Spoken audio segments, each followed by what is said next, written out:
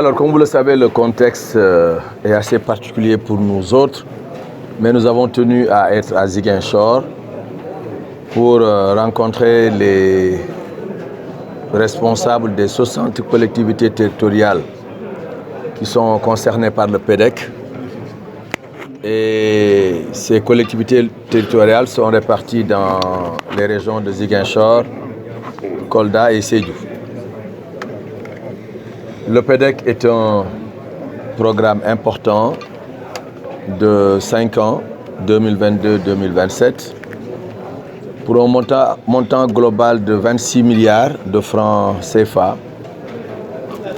Un programme financé par nos partenaires au développement, et qui doit permettre d'améliorer les conditions de vie des populations des 3 régions. Comme vous le savez, la Casamance naturelle est une région importante du Sénégal et le chef de l'État, son Excellence M. Macky Sall, accorde une importance particulière à l'équité territoriale. Il souhaite un développement harmonieux des territoires. C'est la raison pour laquelle il a accepté que ce programme intervienne dans les 3 régions. Seulement, nous avons constaté qu'il y a un faible taux d'exécution des activités, un faible taux de décaissement. Et nos partenaires accordent une importance capitale à cet aspect du problème. Nous aussi, nous pensons que les infrastructures qui doivent être développées dans les 3 régions, qui peuvent concerner des pistes de production, des infrastructures scolaires, des infrastructures de santé, des activités socio-économiques pour lutter contre la pauvreté et aussi des activités non seulement pour favoriser la consolidation de la paix en Casamance, mais aussi pour lutter contre le phénomène des changements climatiques. En fait, autant de thématiques, autant de sujets importants qui intéressent la région naturelle de la Casamance, donc les 3 régions que vous connaissez.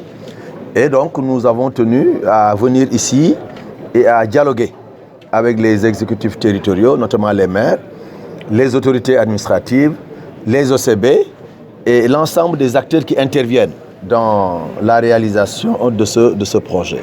Et c'est tout le sens qu'il faut donner à cette rencontre. Et à la suite de cette rencontre, des recommandations seront faites à l'endroit du coordonnateur du PEDEC, à l'endroit des maires, à l'endroit aussi des ONG et autres activités, autres acteurs présents dans l'exécution du projet. Bien entendu, tout cela sous la supervision, donc, du comité de suivi qui est piloté par le gouverneur de région pour qu'on puisse véritablement cette année 2024 progresser dans le cadre de ce projet. Donc ma présence ici, c'est pour booster encore une fois les activités du programme pour aboutir, pour permettre aux populations de disposer le plus rapidement possible de leurs infrastructures.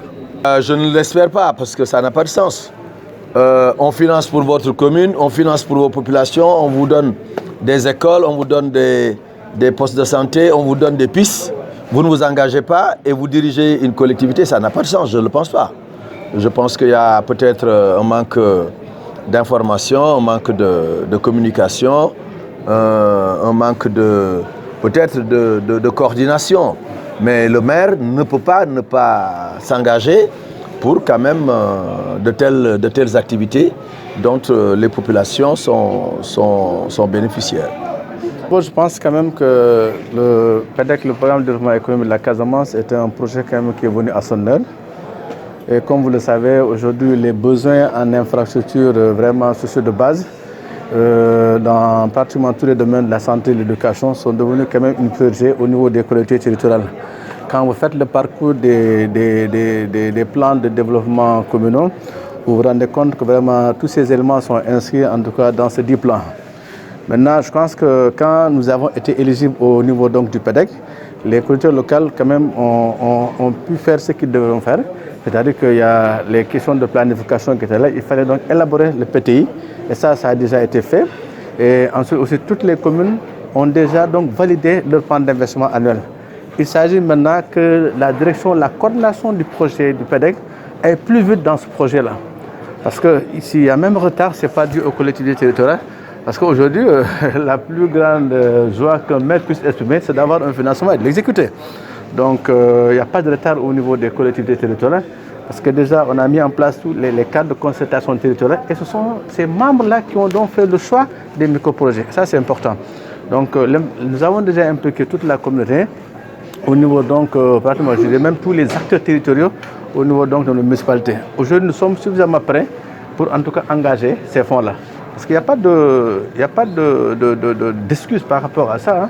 Il n'y a pas d'excuses par rapport à ça. En tout cas, au niveau de l'association des maires, en tout cas pour ces genres de projets, nous donnons des conseils aux collectivités locales éligibles pour qu'on puisse quand même consommer ce qu'on a besoin.